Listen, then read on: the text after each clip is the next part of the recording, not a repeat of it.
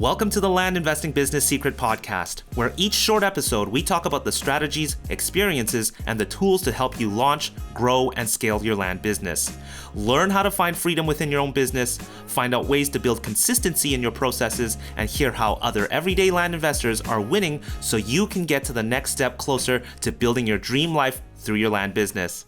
And I'm your host of the Land Investing Business Secrets Podcast by Pebble, Jesse Kwong. Hey, how's it going? It's Jesse here of the Land Investing Business Secrets Podcast. I've got a return guest, JT Olmstead, a very active land investor. He last came on a previous episode. We talked about mailing and doubling down on mailing. But today we're going to talk about what he's personally running. And I think it's to a benefit of everybody to listen to this. It's all about seller financing and notes and loans. He's got a great service for that. So we're going to dive into that with this episode here with JT Olmstead. Hey, how's it going? I've got a previous guest here, JT, who came on not too long ago. Actually, it was episode 105. We talked about his strategy and mailing and all that. But today, we're going to have a different conversation. I've been meaning to have you on here for a while, JT, and I'd love to dive into that. But first of all, how you doing? I'm great. It's been a good week, getting prepped to do a little travel myself, so pretty excited. Nice. Where are you heading to? I am headed to Europe for 8 weeks with my family. Oh my goodness.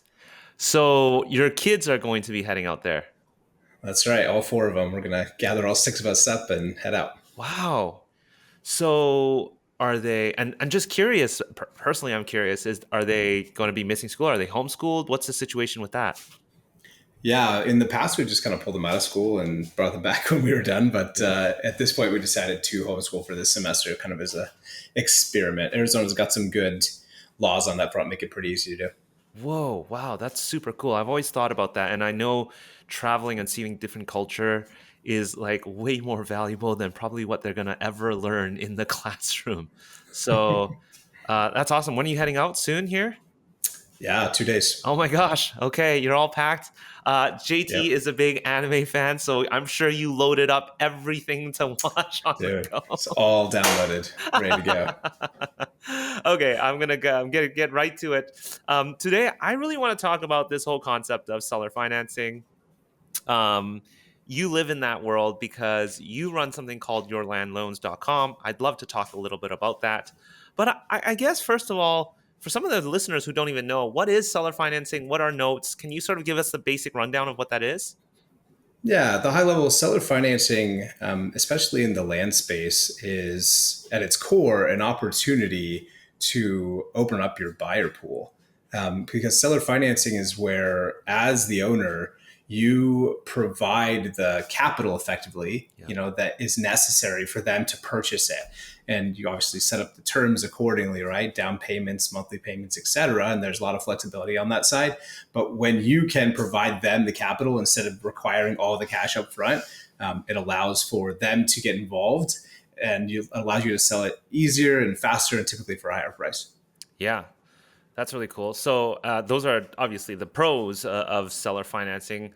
And then explain to us on the opposite side, why may somebody not want to seller finance?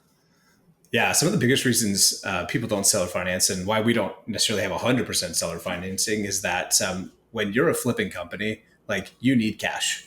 You pretty much always need cash because cash is kind of the lifeblood of your business to continue to buy more assets and sell more assets. So if you're strapped for cash, you can't be offering up financing for people unless you intend to immediately sell the note. And there's a whole strategy around that.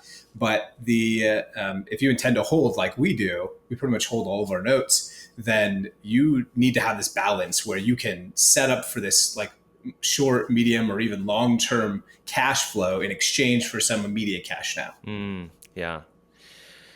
Can you give us perhaps some, out of your experience, some strategies that you've seen and the way that people structure their seller finances, some of the nuances that somebody might be approaching and wondering, okay, cool, I get this concept. Are there any nuances in terms of a good strategy of setting up how, the way you're going to make a loan?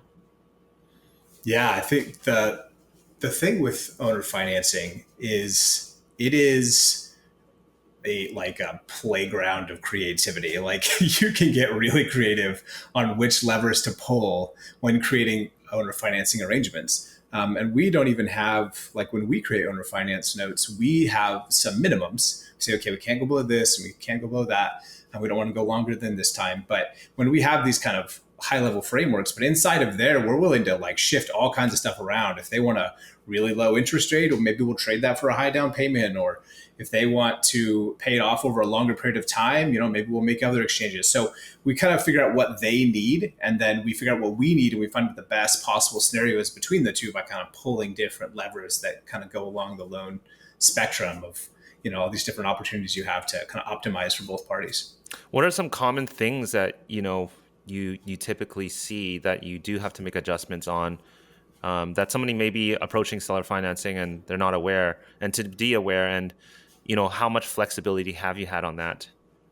Yeah, so I would say that for us, the three biggest levers are down payment, monthly payment, and to an extent, the length of the loan. And that usually plays into the monthly payment. And so we will, and additionally, I would say the interest rate. Apologies. So I think those are kind of they all kind of play together.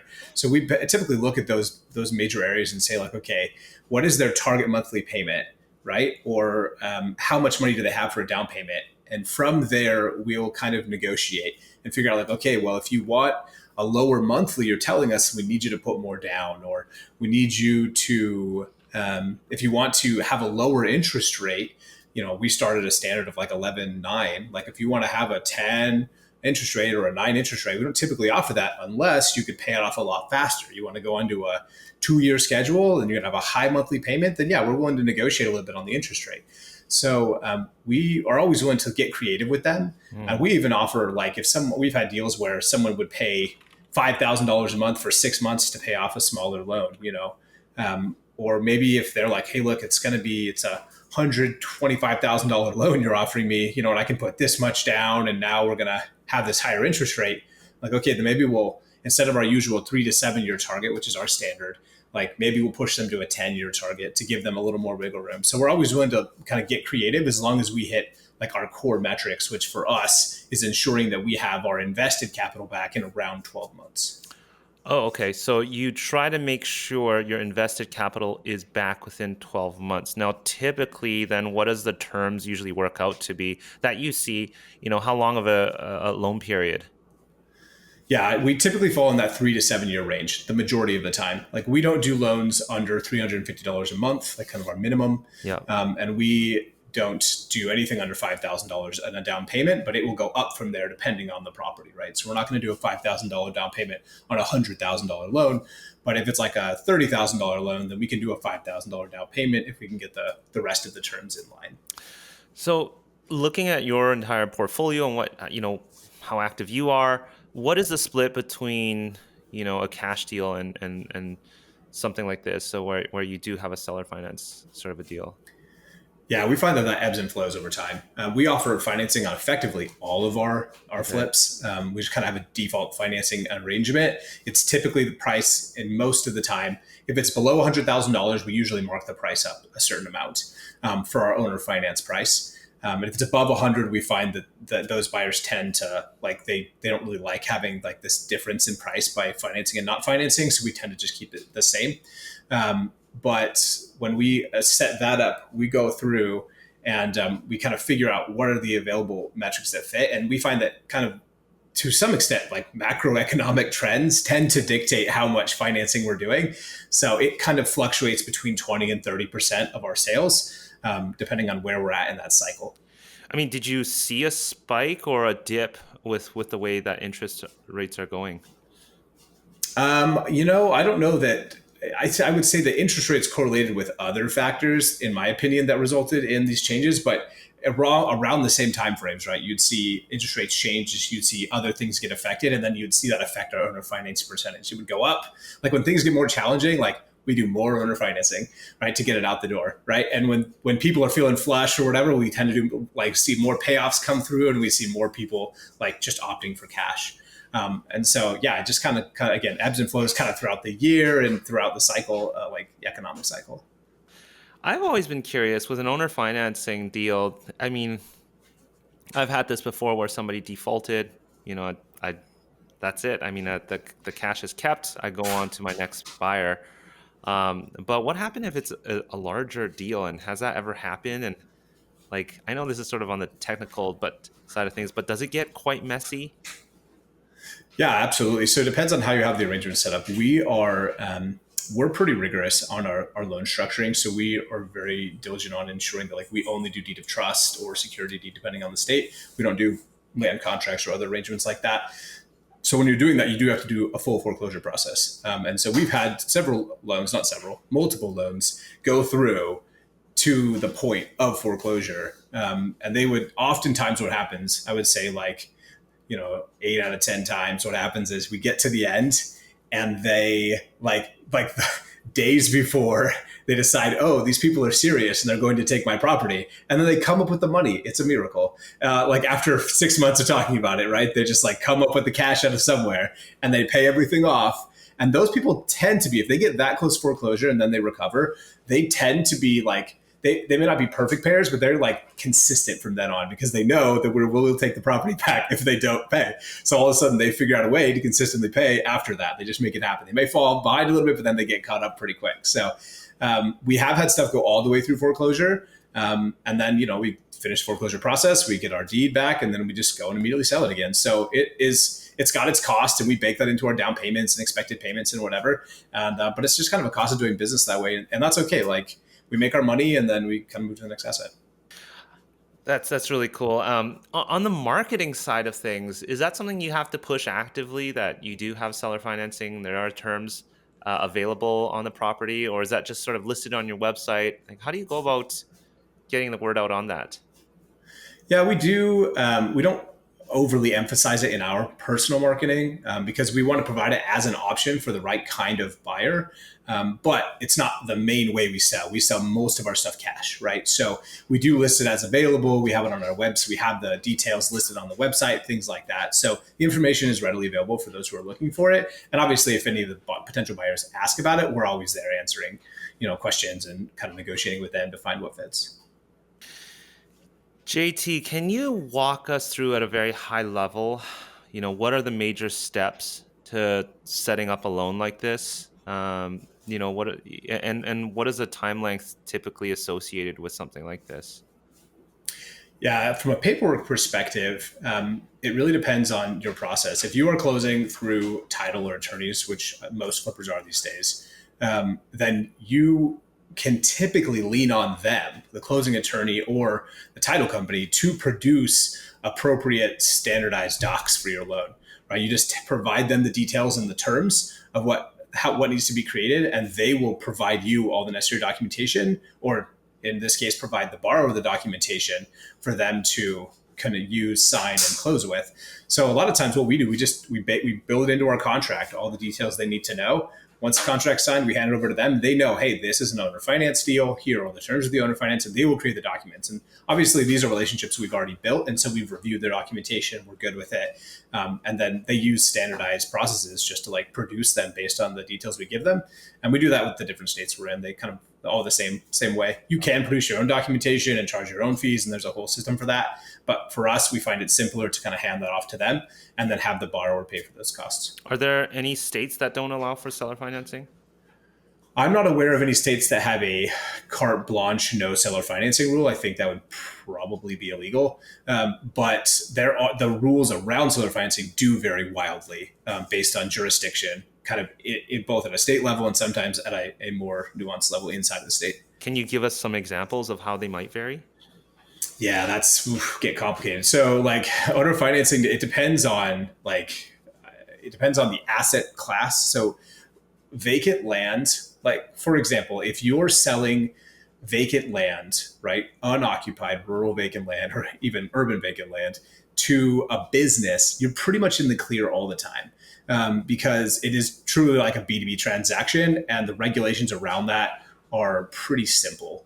And so as long as you follow some basic tenets, which your attorney or title company will have in place, it's not going to be a problem. When you're dealing with individuals, this is where it gets a little bit more involved. And this is where like you start having to worry about things like Dodd-Frank regulations or like loan originator rules. Like there are places in the U.S. That have varying like rules around how many loans you can originate before you become what they classify as like a lending company. And if you're a lending company, then you have to have like a loan originator's license. And so like yeah, that we're getting into the nuances of like, okay, what does the law say and then what happens in reality, right? The law says that like in some places if you produce more than one a year in that state, for example, you're now like a lender, you should be licensed. But the reality is that they almost never enforce it. So because they're not going to go chase down the guy who made 2 loans, right? Now, if you're making 10 loans a month, you should probably be looking at this harder, right? Especially in one state. But a lot of those people who are cranking loans at that level, they're already looking at this. They know like, okay, I should probably pay attention to more compliance regulation. So to be frank, a lot of times when you're dealing with financing, you're kind of playing in a little bit of a gray area where you may like by the letter of the law be violating something specific, but but when you get on the ground, it's like, there's really not a lot or very little case law that shows that like they're pursuing these kinds of situations because regulators, like talking to people who do this at scale, tens of thousands of notes, like effectively their ideology is to stay compliant, right? Because they're doing it at a big scale, but they recognize that regulators don't care until they care. And when they care, they're going to look you up and find all the things you did. But they don't care if you're taking care of your borrowers and you're making sure that everyone's getting treated fairly and like you're not getting complaints filed against you with the attorney general or these other regulated bodies. Like they're not going to come knocking on your door, right?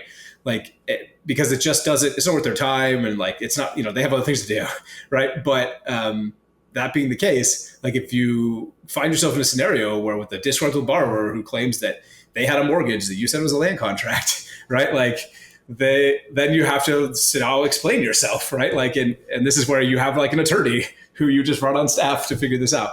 And so it's important to understand like the benefits of owner financing and recognize that owner financing is a complicated topic, like especially since Dodd-Frank, it just got more complicated after that years ago. And it continues to evolve. Like there are still actively like lobbying campaigns around owner financing and like what should and shouldn't be regulated and at what level. So this is an active ongoing conversation that has been for years. But I think for most people, they will never see any kind of issues given a reasonable level of financing. But if they start doing any kind of real volume, they should be paying attention to what regulatory frameworks exist and ensuring that they are compliant. Got you. That's good to know. JT said it. I mean, is this a strategy you think everybody should adopt? Yeah, I think it's a fantastic strategy to add to most people's repertoire. Like, especially if it is a ancillary part of your business and not a primary part of your business. I think being able to offer financing, it just like again consistently we make like double digit returns. We make like double digit returns or higher, I should say, on our seller financing versus our cash sales. Just at the selling table, right? As that, like the note we obtain, like we sell for more, we sell faster, like consistently for all of our notes across the board, right? So it just having that available not only brings in a lot of buyers, like we commonly have buyers that come in for owner financing. And then when we get into it a little bit deeper, they actually decide to switch to cash. So not only is it a great marketing opportunity, like it also results in like just additional sales. Like, so yeah, it's good on the marketing side. It's good on the selling side as far as getting stuff closed. And so I like offering it. We'll continue to offer it. We just pay attention to what we should and shouldn't do. All right, so I hope you're enjoying this episode here with JT. I did want to let you know this month and every upcoming month, I run something called the Dirt Hacker Challenge, a 3-day workshop with me on the pillars to scaling and building a sustainable land business. We're going to be talking about processes. We're going to be talking about automations. We dive into things like AI. This is really the foundation to scaling any business, but in the lens of land investing. So if you're interested in joining this challenge, it's less than the price of a meal. Head over to dirthackerchallenge.com. Sign up for the next one coming up here. I'll send you a bunch of free stuff, including our workbook and another book as well, which I'm really proud about. Anyways, I'll see you on the upcoming Dirt Hacker Challenge and enjoy the rest of this episode here.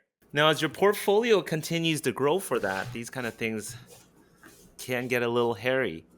Sure. And this is why I'm assuming you put together something called Your Land Loans. Can you tell us more about what Your Land Loans is and how did it sort of start? I mean, how did you kind of get started with that?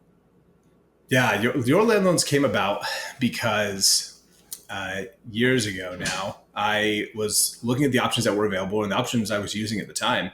And I decided I just wasn't happy with the quality. Like, I was looking for a certain standard of quality in my software to help me self-service. We like self-servicing. We offer like the highest level of support to our borrowers that way. Yeah. And we can really stay in touch with them, right? Because I don't want to get disconnected from my borrowers, especially when you start having problems. The more connected with the borrower, the more responsive they are to help you solve whatever problem it is.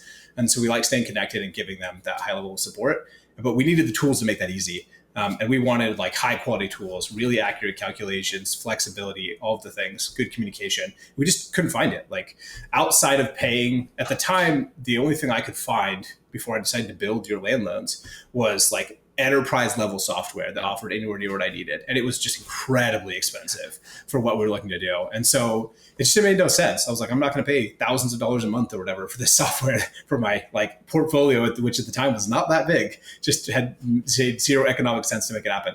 And so I kind of set out and said, you know what, I'm just going to build it. I'm just going to naively say, I'm going to make this happen and it'll be great. Yeah. And I learned a lot over that process of building it out. But we did come out the end with a really quality product. Well, I mean, explain to us what do you do with it? What kind of features are in there? Who should be using something like Your Land Loans?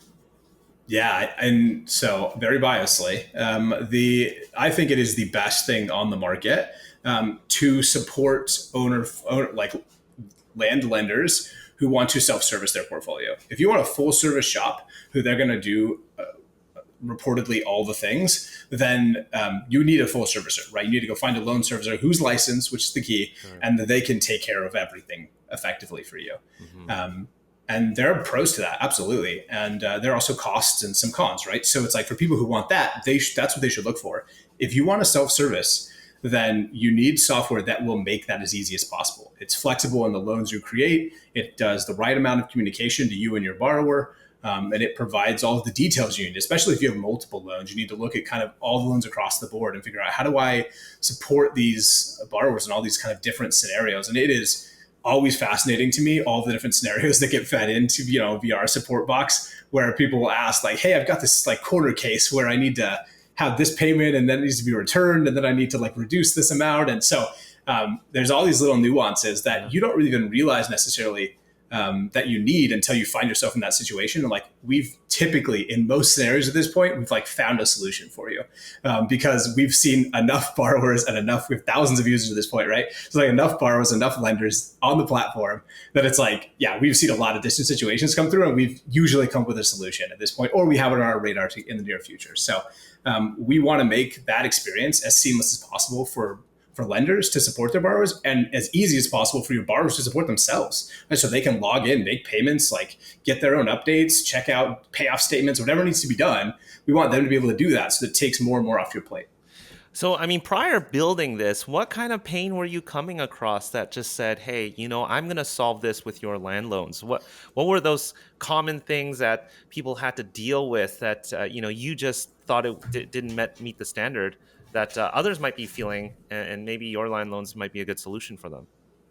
Yeah, I think the core issues for me boiled down to communication. I wasn't happy with the communication my borrowers were receiving and the communication I was receiving about the loans, about what was happening on the loans and the payments were being made and how things were being done. And so I wanted a more control of that. I wanted to see that improve drastically. And the other part was, frankly, miscalculation.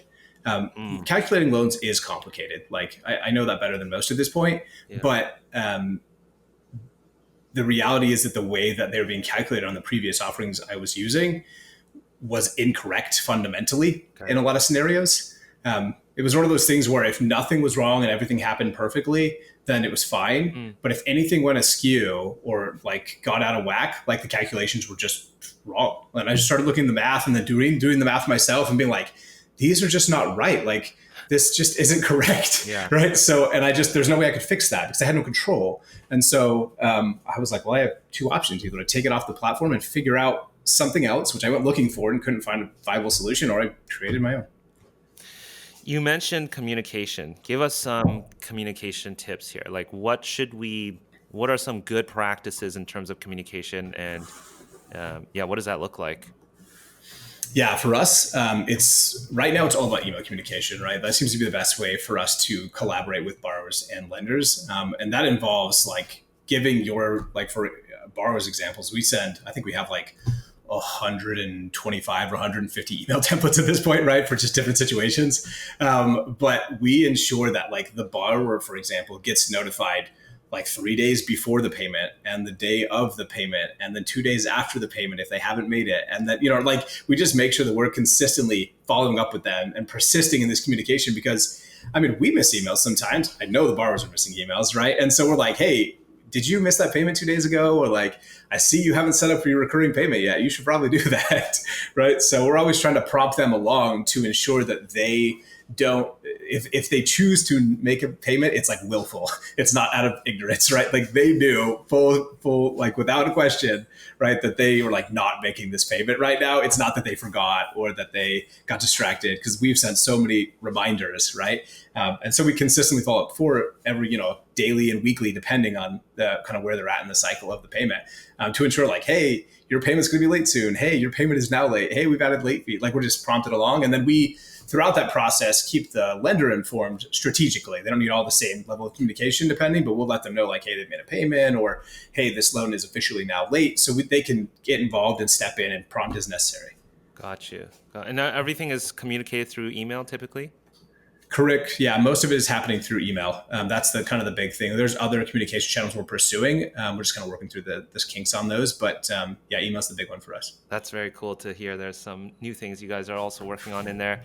At a very high level, can you walk us through how to get started in something like your land loans and what to expect inside of there? I know we're not sharing screen or anything like right now. And if, by the way, if you want to watch a screen share, I know Seth, a good friend of ours over at RE Tipster, did a great interview with you and had you walk him through. But walk us through at a high level. What should we be doing to kind of get started if we wanted to get in there? Yeah, absolutely. Yeah, like you said, Seth has a good walkthrough video from last summer, and we put out an even fresher one on our website as well earlier this year. So I would say the beginning is pretty straightforward. As a lender, when you go to sign up, you fill out the sign up form, we create your account, and then we effectively prompt you through, much like we do the borrower, prompt you through the steps. Right, we're like, hey, let's get you a loan set up. Let's get your bank account connected. Let's do these things that kind of guide you through to the point where you have your first loan all established. You've got your bank account connected and you're ready to receive those payments. Because we want you to we know that you're going to be more successful if you get that first loan on, you get that first borrower going and you start collecting those payments, and you'll see like the level of effort that is now required has dropped precipitously, right? Especially depending on how you're currently managing your loans. It is like hugely different when you're coming from something like spreadsheets or self-managing in some other out of the box fashion. Like those people see night and day coming to the platform, right? But we have a lot of good reports, people coming from other platforms who also provide some kind of loan servicing into ours. We also have a lot of good reports there. People just see like appreciating the differences and the attention to detail and all the flexibility we try and provide. Awesome, JT. Hey, personally, I wanted to ask you this. What is it like to be running multiple things? I know you're involved with different things, but specifically, your land loans and your land business. And I know you've got another branch of your land business as well. But what's that like? How do you manage time personally? Some people are still doing a W-2 and working their land, or they are interested in exploring different ventures. What's that been like, and any insights into that? Yeah, it definitely has its challenges, right? In a perfect scenario, you only have one really critical thing that you're super focused on. Yeah. And transparently, I have shut down other things in my life to ensure that like I can stay hyper focused on the two things I have now, which is like my core land business and your land loans. Mm-hmm.